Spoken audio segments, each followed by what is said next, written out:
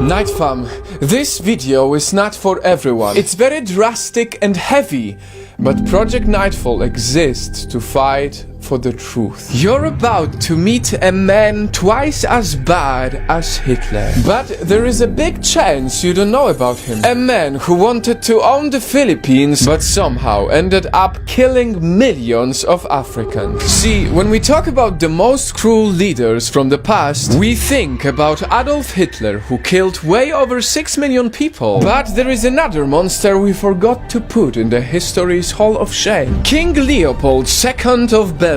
Leopold II murdered about half of Congo's population. That is an estimated 15 million African children, women and men, and he was killing them in unimaginable ways. So why don't you know about him? What I'm about to say is very sensitive, but it's true.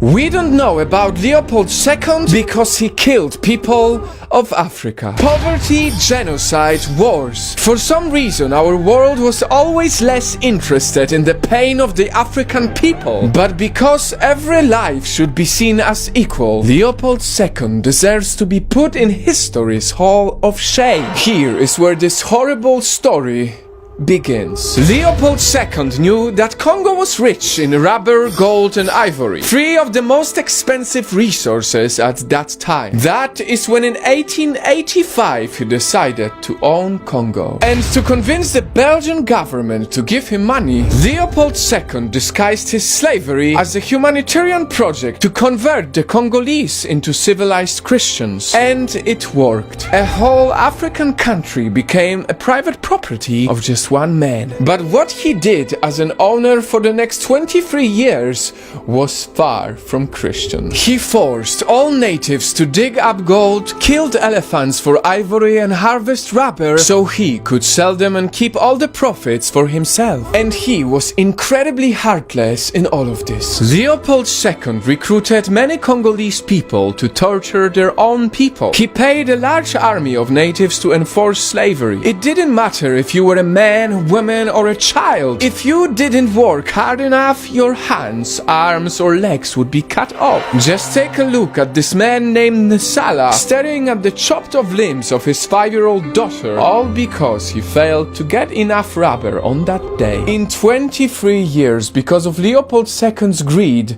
15 million people died in horrible ways. Until they finally broke their chains from Belgium in 1960. 60 years later, Belgium has not yet formally apologized for all the atrocities Leopold II did. It only expressed regret for the violence Congo suffered. Millions dead and no apology. Ladies and gentlemen, I expose this horrible part of history only because we never cared enough for people of Africa, and we need to do better than that. Because only when we open our eyes to the terrors of the past, no matter the country or the skin color, only when we expose all the Hitlers of our history by putting them in the history's Hall of Shame, only then we will be able to say that every life is truly equal.